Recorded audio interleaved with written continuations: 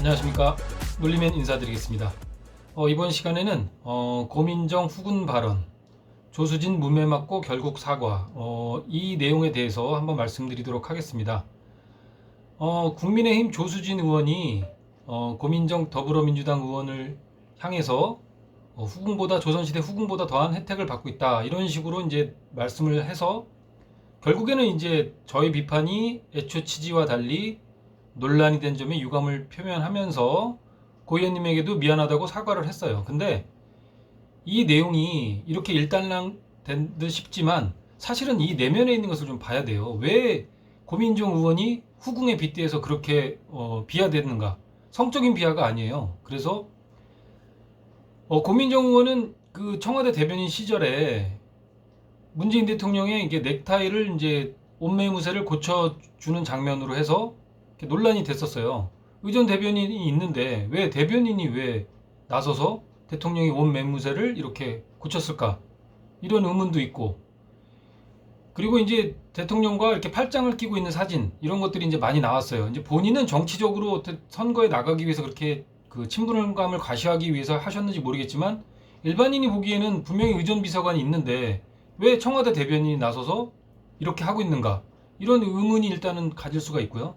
두 번째로는 백신 논란에서도 사적인 어떤 계약에 대해서, 기업과 국가의 사적인 계약에 대해서 국가 간의 비밀 협약이기 때문에 이것은 발표할 수 없다는 희대의 어떤 그런 망언을 해요. 이것은 그 기업체가 어떤 국가와 판매 계약을 했다 하고 이렇게 공시로 내보내는 상황인데 국가 간의 비밀 계약이다, 이런 식으로 이제 말씀을 하셔서 논란이 됐어요.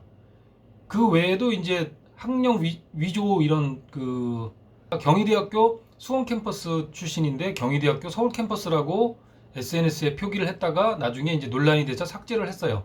여러 가지 일들이 있었기 때문에 강용석 전 의원으로부터는 생각 좀 하고 얘기하라, 대변인으로서는 상당히 그 창피한, 대변인 출신으로서는 또 상당히 창피한 그런 원색적인 비난까지 받았어요. 그랬기 때문에 이분이 후궁에 빗대서, 이게 무슨 말씀이냐면 본인의 어떤 실력이라든가 본인의 어떤 그런 논평, 이런 거 이제 잘해야 되잖아요, 대변인들이. 근데 이런 거에 비해서는 더 엄청난 혜택을 받았다. 청와대 대변인도 하고 지금은 국회의원도 하고 있으니까, 이런 취지의 그 논란이었어요.